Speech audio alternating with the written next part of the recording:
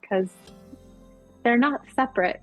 Chitta, this connection of the heart and the mind, they're always in communication with each other, whether we're aware of it or not. And so the greatest source of knowing is within you. And if you can just put a hand on the heart, a hand on the belly, take 5 deep breaths to kind of reset the nervous system and reset all of the attention outward.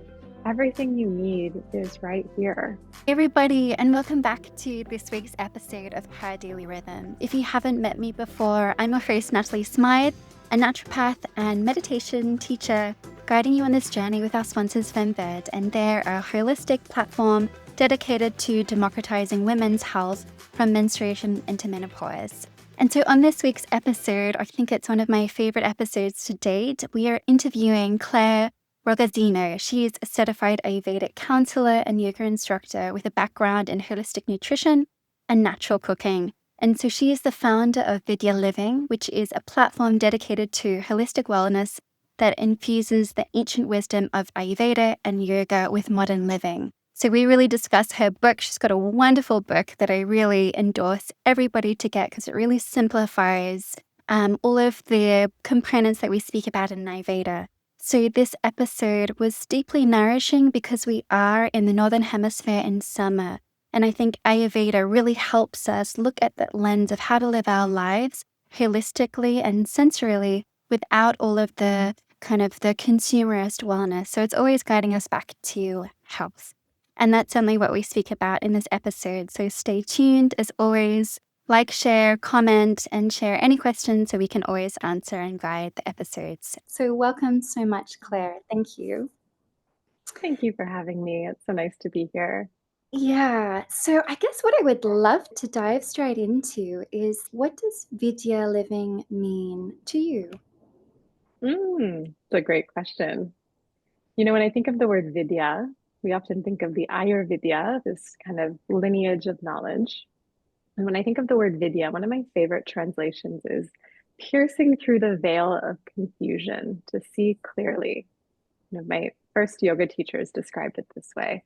And I thought it was such a powerful translation of this word, which could mean knowledge, right? But it's true seeing, true knowledge, understanding the true nature of who we are. And the Ayurveda teaches us how to understand who we are in relationship to everything around us. So I think Vidya living for me means living in alignment with this wisdom that teaches us how to see clearly, right? How to navigate a world that's otherwise very confusing. There's a lot of information out there, and Ayurveda teaches us how to navigate that with greater awareness.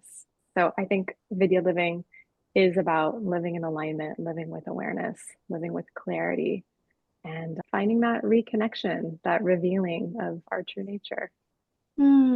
Wow, I think that's really beautiful, and I resonate with that so much.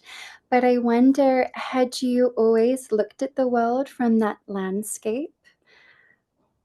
Mhm. Yeah, I was thinking about this the other day. This question always comes up in a podcast. How did you get involved into Ayurveda? It's like, well, I Yeah. had digestive problems and it led me to this and this. And I was thinking my real initiation and introduction into the Vedic sciences was actually through my mom. My mom was in a near fatal car crash when I was 4, 5 years old. And she found yoga. She had a yoga teacher, a hatha yoga teacher. And at that time, yoga was pretty fringe. There wasn't a yoga studio in every corner. There wasn't a lot of opportunities to really learn what true yoga was. And so she had a teacher who was deeply devoted and lived with Swami Kripalu, who, now the Kripalu Center in the US is a lead kind of training center that people go to study different lineages of yoga. They have a school of Ayurveda there. But this was my mom's first teacher, and she had devoted herself to Swami Kripalu's lineage for 12 years living with him. And that was my mom's introduction. And so she used to kind of tote me along to all of her yoga classes she would teach. And, it was my first introduction to Sanskrit and Vedic chanting. And I didn't really recognize at that time how deeply it penetrated into the importance of my life. And then even before that, my father's mother was also kind of an early adopter of yoga practices in the 70s and had even made her way into the it's kind of a controversial, the Rajneeshis. I don't know if you remember Osho's center, Yeah, all the drama yeah, about that, but I only recently discovered that she went there in the 80s and into Oregon, into that center. So there's been kind of on both sides of my father and mother's lineage, this kind of fascination and practice of these Vedic traditions that have just made their way into my life. And really, for me, when you're a teenager, you think everything is your big, brilliant idea. I yeah. thought, Mhm. I'm going to do something so different. And I'm so fascinated with yoga, and nobody else is interested in this. And nobody knows what Ayurveda is. And looking back on it, it's like we really do have that lineage knowledge, whether you believe it or not, influencing you. So thank you, Mom. Thank you, Grandma, for bringing this into my world. And, my own pathway with that did come from suffering from a lot of digestive challenges, painful menstruation, reproductive challenges in my teens. And then by my early 20s, I was pretty deep into my yoga path. I was a very devoted Ashtanga yoga practitioner and Mm. went to Mysore and studied at Tavi Joyce's center there. And it was there that I was first really introduced to Ayurveda on a deeper level. And it was still very much like a mental concept. It was don't eat this, don't eat that. This is what I'm supposed to do for my dosha, as most of us first get introduced to Ayurveda as that, just another set of rules to follow. But when I came back, I was still really challenged with all of the same digestive problems. I'd been cycling around and wondering and questioning and studying and doing elimination diets and cleanses and superfoods and supplements and all the things that you're supposed to do to navigate how to heal your digestion. And it was cycling back into the Ayurvedic principles and not necessarily seeing them as don't eat this, don't eat that, but really understanding the qualities of foods that expanded my whole view and understanding. And it set me on a whole different trajectory of feeling very devoted to this path, feeling very much like I want to learn everything and soak up everything that I can.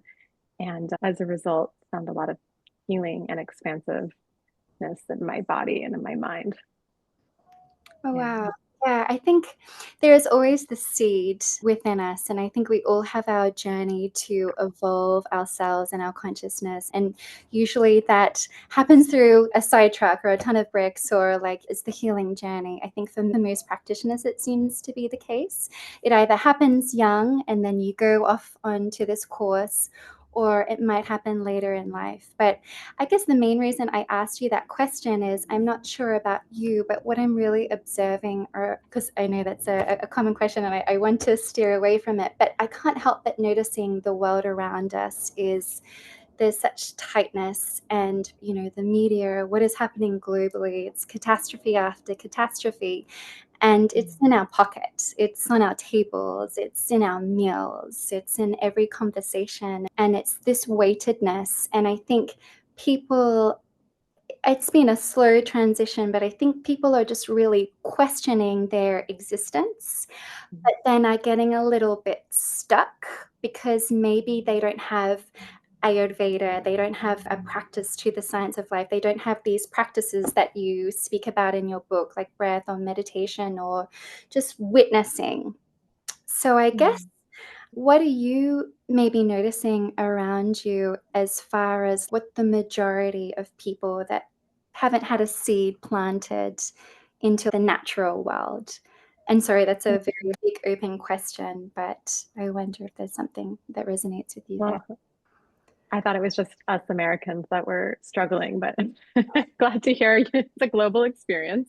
Yeah. Although no, I jokes aside, I think about Kali Yuga. I think about this viewpoint that we're kind of shrouded in a lot of confusion in this time Mhm. period of life that we're living in.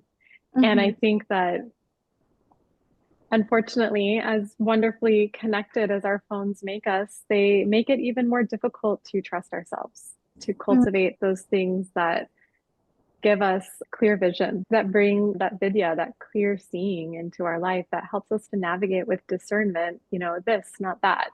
This is true, this is not true. There's many layers to this conversation. I think one, urban living has been a challenge for many of us because we're not seeing the natural world. It becomes harder to look up and see what's happening in the sky at nighttime. right? We might not see the moon. We might not see the sunrise. Much of our body functions as kind of chronobiology, right? What Ayurveda and even traditional Chinese medicine has mapped out for thousands of years, that our body runs on key times of peak organ function, of activity, and of rest. Much of that is signaled by these cues of being able to see the sunrise, being able to know when the sun goes down. And now we have artificial light everywhere. I've lived in cities, I've lived in rural areas. I'm on an island right now in a rural area. I'm in Hawaii, so it's very easy to open our windows and hear the birds and see first light and have this easier connection. And when I'm in a city, I have to work a lot harder to create that. And over the last 100 years, human society has definitely moved to condense into these urban centers. No wonder we're confused, right? And so we rely on information outside of ourselves, and not information such as cues of the natural world, but information through our phone. And there's apps that tell us, when to eat, what to eat, how much to eat, when we're going to menstruate, when we should sleep, what the quality of our sleep was. And we're kind of like outsourcing all of that wisdom that lives within us and giving all that data outward. And so, of course, we're confused, right? I have deep compassion, and I myself get very overwhelmed. I'm over 35 now, so everything on my Instagram is about eating more protein and more protein and more protein, and everything's really targeted, right? We have these algorithms that start to shape our worldview, and it becomes easy to be locked into one pathway of seeing. And I think this is where turning our attention to the wisdom sciences can be such powerful reminders of, hey, we don't need to outsource all of this wisdom. It's right here. And so what I love about Ayurveda is that it gives us a very practical framework for how to feed ourselves, when to eat, when to move, when to rest. And it takes some of that overwhelm, that decision fatigue that we have every day. Well, wait, what should I eat? And how much should I be eating? What is this? It's like, okay, well, let's observe this, because the sages, the rishis, have observed this for thousands of years. And it's a universal knowledge. Anyone can benefit from this.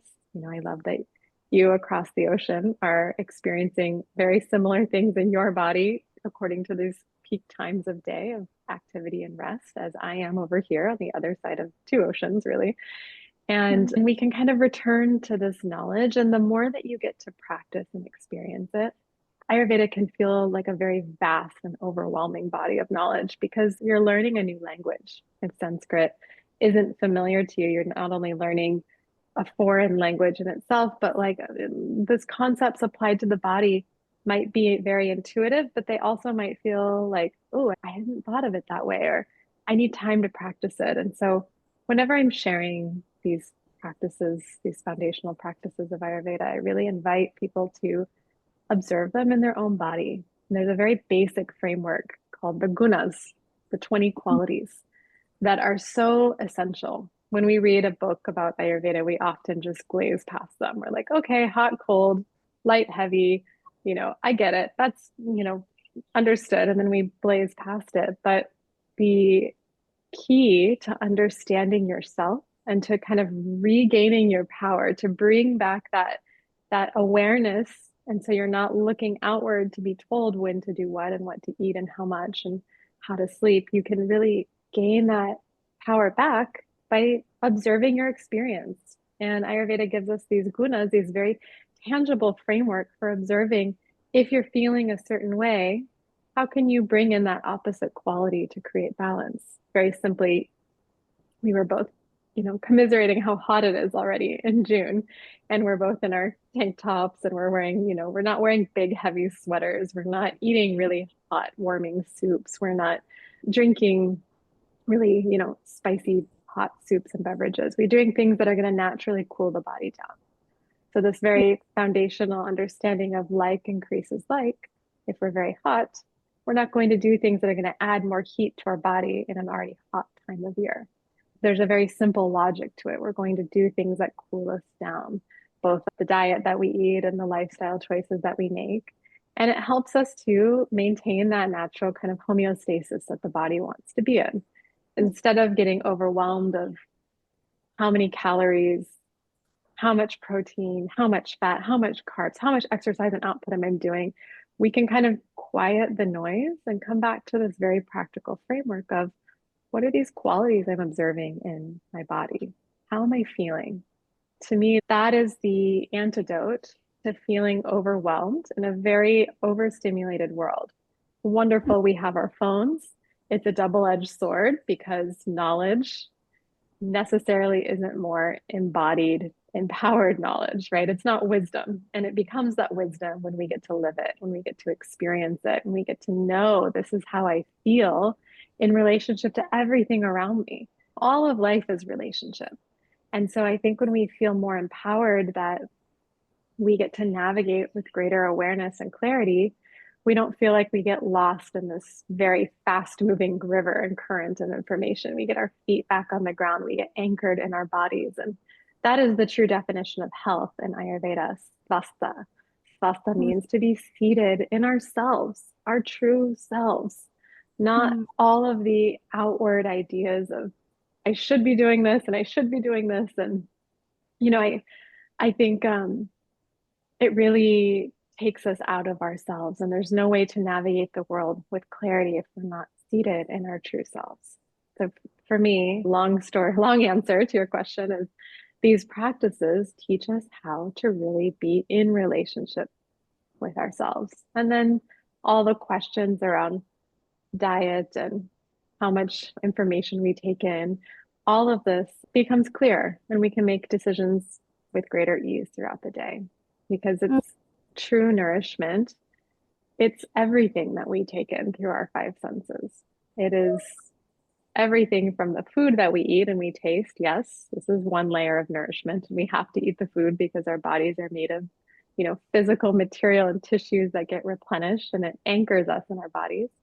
But it's also what we take in through our eyes, what we take in through our nose, what we take in through our skin and our ears. And if we're constantly looking at our phones, clicking, more information, more news, more titles, scary music and horror stories and fear, right? All of that, it's like going to an all-you-can-eat buffet and gorging yourself and then wondering why you don't feel so good afterwards. And we're doing that on a daily basis. And so I think the more aware of how that makes us feel, we can choose to turn our attention and do other things and kind of give space to digest, so to speak, all that we're taking in through our senses and rest a little bit from the outward stimulus. Otherwise, we do feel chaotic. I've definitely had those moments of reading the news and being overstimulated and feeling like I'm out of control. And these practices do help you come back to your heart and back into your body, have a more settled mind. I think that's such a beautiful way of explaining it because I've certainly noticed in practice where I'm coming, I don't treat people through an Ayurvedic lens, it's naturopathic, but I seem to keep coming back to just the grounding, the censoring. But what I am noticing actually, so I'm wondering if we can break it down even a little bit further from a practical sense, is that people don't know that they're stressed. They don't know that they're tight. They don't know that they're not breathing. And it's like, did you know that you're not breathing? Or they don't know what like hot food is or cold food. I think where we've gotten to this point that we're so detached, we're living in our minds. And I love the expression is the longest journey from our hearts, the longest journey of our lives is from our hearts to our minds and minds to our hearts because we've lost that feeling. So I wonder if you could maybe just kind of just go into a little bit of, okay, I'm feeling a bit stressed right now, or I'm feeling like binging on something. How should my body feel like in that duality of senses? Just to break it right down. We actually haven't spoken about it. And I think it's really important because it seems to be coming up for me a lot. Yeah.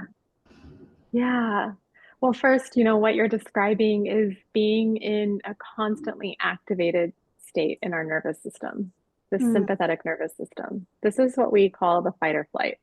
It is any time that we're actively engaged, that can be we're driving and we come up to a red light really fast and we look up, hopefully not from our phones, but probably because we're looking at our phones while we're driving.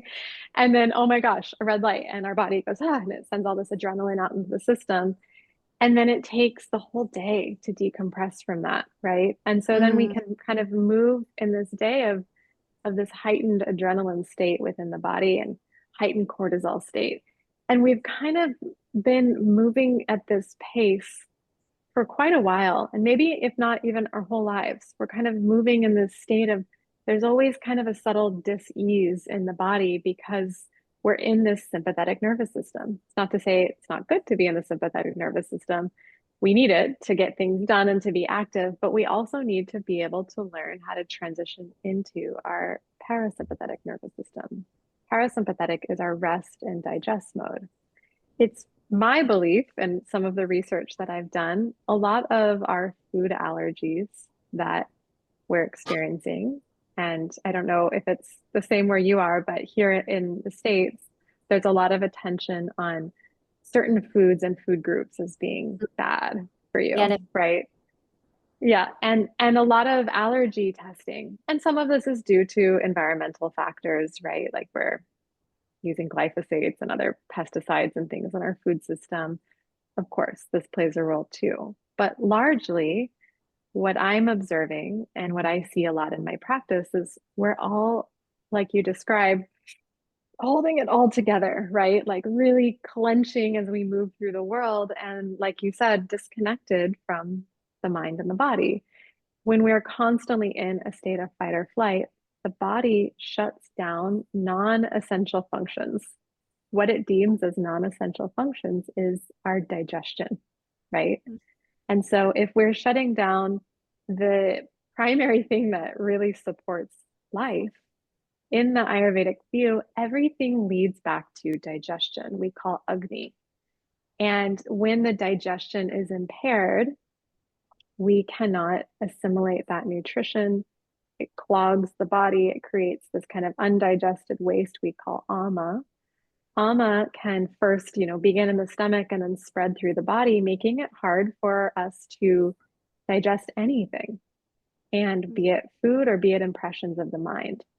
And so if we're always moving around in this activated state, everything becomes more and more challenging. Our sleep is disrupted. What happens when we're not sleeping well? We're not digesting the food well. Our organs aren't getting a chance to regenerate at nighttime. And overall, our health starts to decline. And so much of nourishment really begins with our ability to learn how to rest. And I think when we start to recognize, oh, I'm in fight or flight, and that fight or flight can come from an intense conversation. That fight or flight can come from watching disturbing images in the news or having a jam-packed schedule that you're rushing from one thing to the next and always feeling behind. There's a lot of reasons why the body can kind of stay stuck in this mode, and it becomes this kind of familiar pathway of being. And I think that practices, my key practice for getting out of this fight or flight mode is yoga nidra. Nidra is conscious mm, rest. It's a meditation which I just love because it's not a seated meditation. People have this perception that to meditate means you have to sit in complete stillness and transcend all of your thoughts. Like it's a misconception that, you know, meditation needs to look in just this form alone. There's many ways that we can move in a meditative state through our day, but this practice in itself, all you have to do is lie down, and it takes you through kind of a body scan, and it starts to take the brain waves from being in this very quick, fast brainwave state to a more relaxed state. And as the body starts to soften, you start to digest kind of those subtle impressions that hang around in the body, mm, and in this kind of matrix of, you can see it as like this kind of grid of stress that gets locked in the system, and it starts to kind of dissolve. There's actually some fabulous research that was done around this practice for war veterans and being able to process deep, deep stress, post-traumatic stress, and moving through the PTSD, not through more talk therapy, but through relaxing the nervous system. And mm. in that, we can enhance our ability to digest both subtle impressions of the mind and physical aspects of, what's happening in the process of the physical GI and how we're digesting food. So I think everything comes back to first recognizing, oh, I'm stressed. I'm gripping my jaw. And you might not be in anything that's seemingly actively stressful. You could have gone through a move 3 months ago and you're out of your routines. You could have lost a family member a year ago and your body's still holding on to that grief. There's layers to it that might not look so overtly stressful. And I think this awareness first begins with that recognition of, oh, I'm feeling this stress. For me, I like to put a hand on my heart and a hand on my belly and close my eyes and take 5 deep, slow breaths. And sometimes the first 2 or 3 breaths are like, oh, I could be answering emails. I could be doing these other things. I could be preparing dinner. I could be, all of these outward things. And by the last 2 breaths, now I'm here. I've arrived. And I think when we can be in that more relaxed and anchored state, you don't have to be a practiced meditator. You don't have to go to an hour-long yoga class at a yoga studio. You can just be in your body and take 5 deep breaths. And what I notice is as I calm the breath, I start to become more aware of my senses. Like right now, even as I'm pausing for a moment, I can hear the birds, right? I can feel the breeze on my skin. I can become more aware of, oh, my hands are cold, or my feet are cold, or oh, my stomach, I'm really gripping in my stomach. And you kind of just scan through the body and notice how your sense organs are interacting with your environment. And that I think is a really essential starting place because you don't need any special training to do that. Anybody can access this at any moment. And that I think before we even start thinking about the gunas or the doshas or all this language of Ayurveda, our senses are very immediate and we can really create a relationship with them. And as we cook, right, for me, food was my pathway into this knowledge and into my pathway of healing. As we cook, we can become more aware of how things smell, right? How things feel in our hands. And we can start to observe their qualities through that act of cooking. And even when we sit down and we relax and take a few breaths and we see that food with our eyes, like we really see the food. Seeing our food begins salivation in the mouth. We can further taste that food better. And as we chew that food and it becomes a liquid and we slow down, it signals to our body, rest and digest. Now we can eat, we can receive that food, and that pathway of that nourishment, that physical food, it's met with all those other senses in a more harmonious way versus pushing everything away, holding it all together. And it becomes so much more intuitive when you use your senses as that gateway, that access point for connection. I think that we forget that our whole body is an intelligence operating system and we're in partnership with it, aren't we? We're not cut off. And that, as you say, we've been told with nutrition and food, it's didactic in calories and macronutrients, but it's sensory. It's like it's as you say, the how the wind touches your face, how the sunlight is able to give you vitamin D, like hormones, activate your cycle. We've forgotten that so much, and we are so lucky to be living in the modern society. But it's how to I think with what I love about the beauty of Ayurveda, it's all about relationships and the microcosm and macrocosm and rhythms upon rhythms. We are just rhythmical, aren't we? And so that takes us to your book, actually. And I bought this book a few years ago just because I loved it's not simple, but the beauty, the simplicity, the template, and how it really brings you back to your own nature when I was really focusing on how can I really truly embody the seasons and the rhythms. And, in naturopathic medicine, you study like a term of Ayurveda and then a bit through yoga and meditation. But like, this is just so overwhelming. But then I found your book and it was so accessible and gives you that template for your sensory awareness. But a little bit of what we've been speaking about and what I noticed throughout the book is how you really mention honoring time and cycles and rituals. And I think that's so beautiful. That is really a lost art form. And it can come off to some people as, a bit woo-woo, but rituals are throughout our lives, having our coffee and sitting down with Good thing. So I wonder if you could maybe speak a little bit about, from that nourishment perspective, of how rituals and time and presence operate throughout your Mm. existence. Yeah, and this is one of my favorite topics. We think of time as like, what is time? And it's this metaphysical thing, but it's also this very practical thing. Mm. And here in Hawaii, the Polynesians, they really had a rich culture of moving with the sun. If you look at most traditional cultures, we are connected to these key movements of the sun and the moon. In Vedic culture, we look at, how the sun moves across the northern to the southern hemisphere. This just simply means the days are longer, the days are shorter. We got on this call, I'm like, oh, is it still bright over there? The sun just rose here and it should be setting over there. And here you are, right, as we speak, we're right at the cusp of the summer solstice. This is a turning point, right? The days are the longest they're going to be. So what Mm. happens when there's more sunlight? There's more heat, right? Mm. And so we can associate heat with the fire element. There's an increase of heat in the body. And so a lot of the practices that we observe in Ayurveda are observing the presence of sunlight, the increase of heat, and the lack of sunlight and the decrease of heat. And that can be from seasons. So we have, moving from Dakshinayana to Uttarayana, the way that the days are short and dark to the ways that the days are long. And then as things start to move and shift and the earth turns, then we have this kind of turning away from the sun, the days become shorter, and this lack of heat changes the way that our body is interacting with the environment.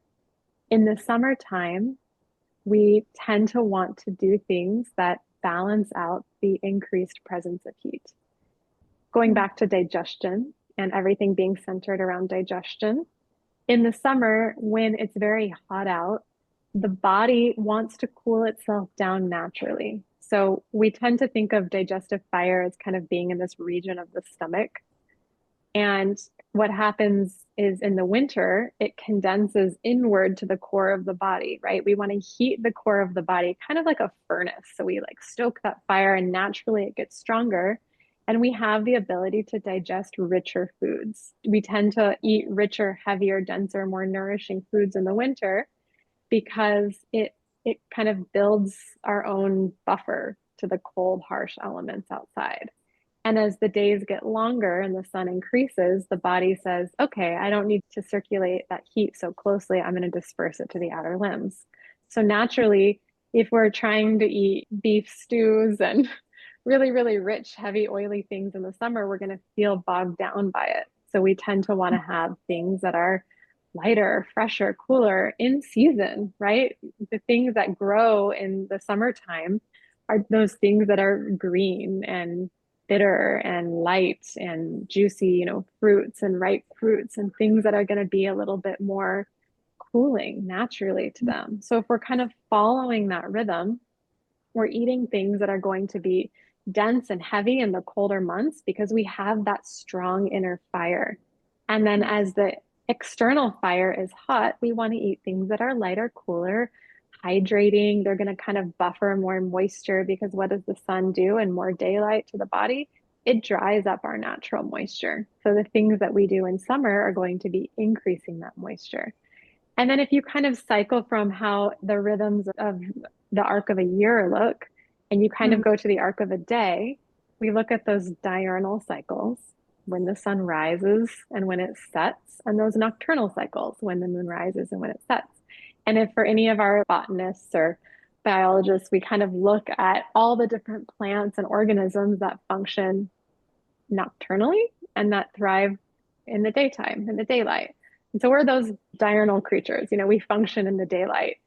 Very Mm. few of us are naturally nocturnal, although with all of our urban living, we think we're nocturnal. But we move against those rhythms by trying to be straddling both those diurnal and nocturnal cycles. And so there are peak times that we eat. What Mhm. time, between usually 11 and 1, the sun is the highest in the sky. And so Mm. our digestion is stronger. And so if we're following those cycles in the daylight, in the morning, it's kind of damp and it's cool. So we want to have warm foods that balance that out instead of cold smoothies and cold yogurt and things that require more digestive fire. We actually want to enhance our own fire with the foods that we eat in the first part of the day. And then we want to optimize the time that our brain and our body is burning the most fuel. We require a ton of calories just to breathe and just to think and just to be alive. Even if we weren't, marathon training or soul cycling or all like the things that we do to keep our bodies fit in the day, we Mm. still require a lot of nutrition. So having those calories at the peak time when we have strongest digestive fire of the sun, we eat a larger meal at daytime. And then as the Mm. sun sets, the fire sets again within the body, and our own digestive fire isn't as strong at nighttime. So we again avoid eating foods that are really difficult to digest before bed.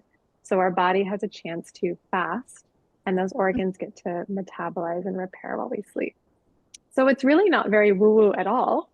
It's really Mm. about understanding how our organs function at optimal times in relationship to the movement of the sun.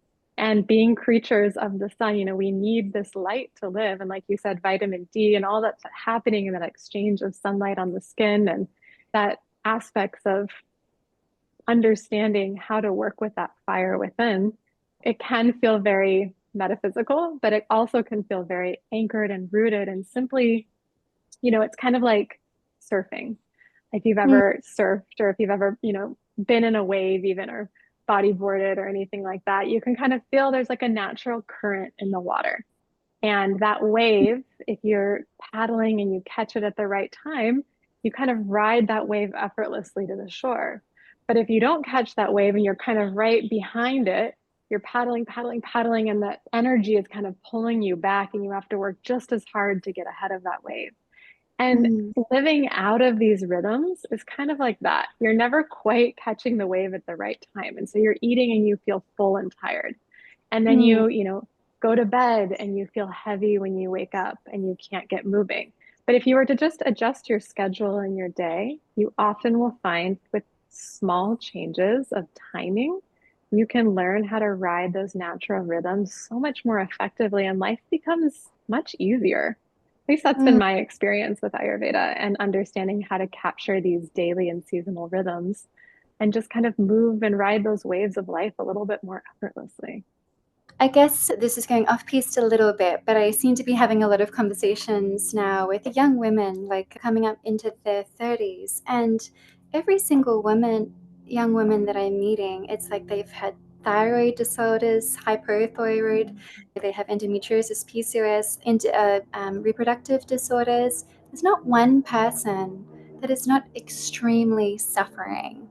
And from my lens, there's a number of things: diet, environmental toxins, stress, all of these things. But if they were to kind of shift to this seasonal eating and trusting their bodies and eating with the sun and rise like that, would they start to notice some shifts or reestablishing a relationship with themselves from that point of view?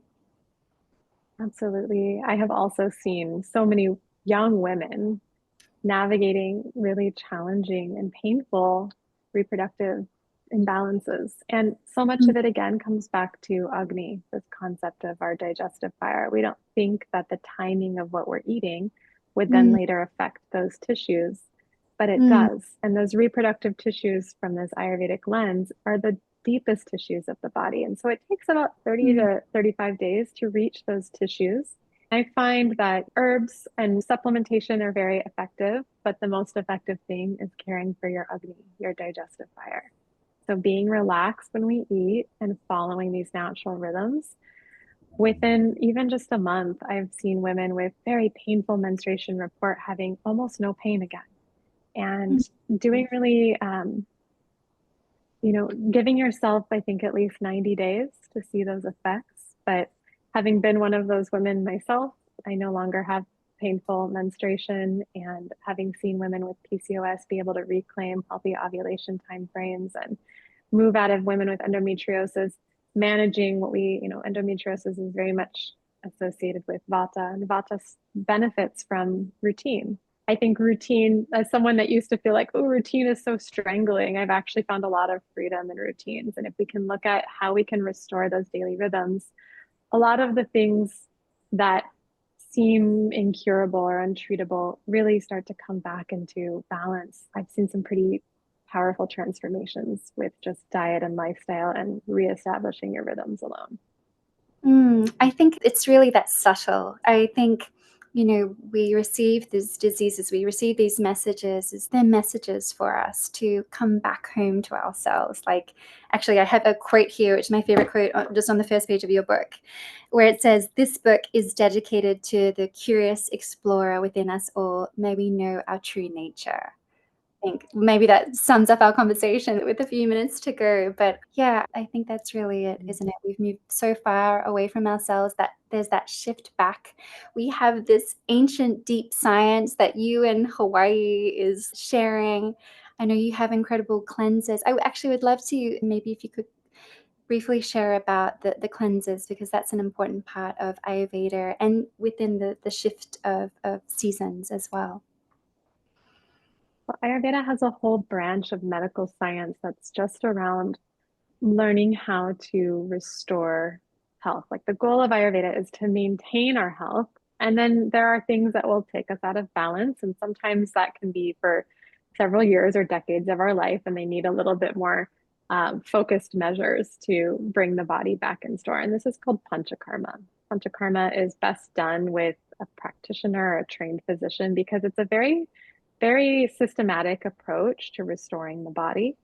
And then there are things that we can do at home that keep us on track. And that's the kind of digestive resets. And every religious culture, if you look at Lent or you look at Ramadan or you look at Yom Kippur, all of these big traditions of fasting, they often come in the spring or in the fall. These are two ideal times, these junctures, these transitions between seasons, where our digestion is most sensitive. We're more prone to getting sick. And these time frames where we're fasting and intentional fasting, there can be many ways that we fast, right? If you're looking at Navaratri, which is these fasting windows aligned with the 9 nights of the divine goddess in India, we often, the dietary observances are like having no grains and eating vegetable soups and things that are light and easy on the digestion. And then there's a layer of devotion to it as well.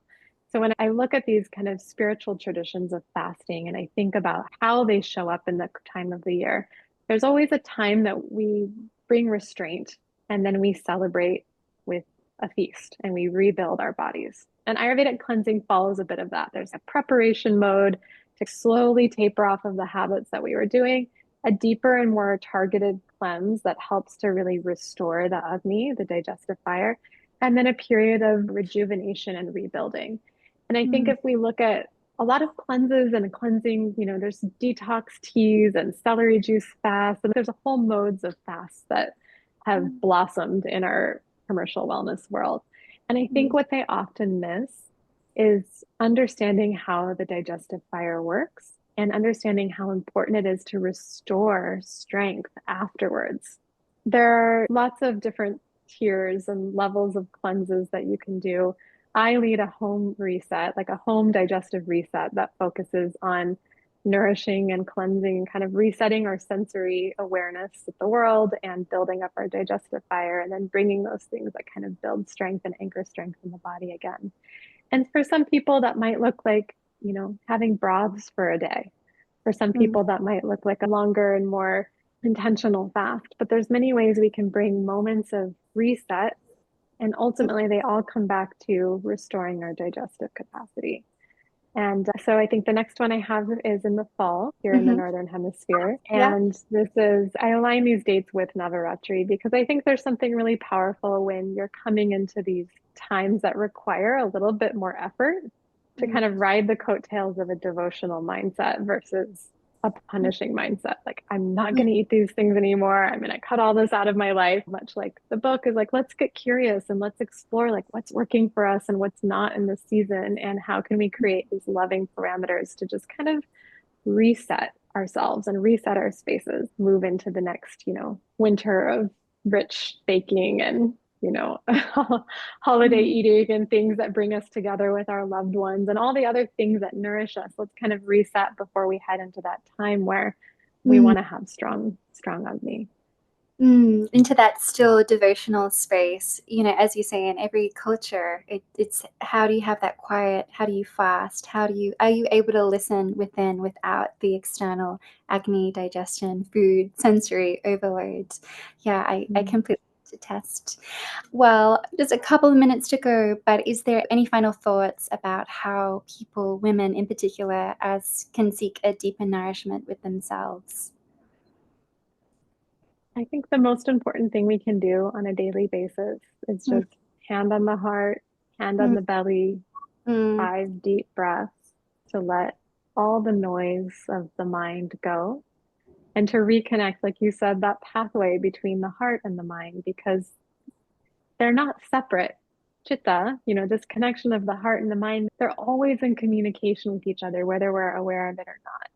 And so the greatest source of knowing is within you. And if you can just put a hand on the heart, a hand on the belly, take 5 deep breaths to kind of reset the nervous system and reset all of the attention outward. Everything you need is right here. And you don't have to do tremendous amounts of purification. You're perfect as you are. And I think that's something that gets very much lost in the messaging of today of needing more products, of needing more knowledge or more experience or more this and that. Like it's all right here. And if you can just really remember that essence, and anytime you're feeling overwhelmed, you've got this. And that kind of like, I've got this and I'm safe and everything's good right here. That to me is the most powerful thing you can do to prepare your body to receive the food that you take in and all the input that you are digesting as you move through your day to day. Such a beautiful reminder, presence, and it's a practice, and I think the greatest gift to our lives. So, thank you so much, Claire. I've enjoyed this conversation so much wisdom. And if anyone can join Claire's cleanse in September, I think I will definitely try to be there. And at least her book is so wonderful. Yeah. So, Thank you. And I do lead a year-long immersion that kind of follows the arc of the book itself. And it's just a beautiful way to, it's like all home practitioners, people that are just wanting to know how to care for themselves or bring this into their family's lives and understand these pillars of food, breath, movement, everyday meditation, and moving in rhythm. So it follows the arc of a year. And I'll be doing another one in January, and I just think it's a great way to reconnect. And I also do monthly cooking classes and things that bring these principles into the kitchen. And I think food ultimately is still my favorite gateway for yeah. health and for connection. Well, I've cooked so many of your recipes. I've been cooking them now for summer too. It's nice to, there's certain times in your life where you like not cooking, or well, for me, not cooking, but now I'm in a cooking season. I'm feeling more grounded and things like that. So yeah, I highly recommend that. And thank you so much for everything. Thank you for having me. It's been such a lovely conversation. Thank you, Claire.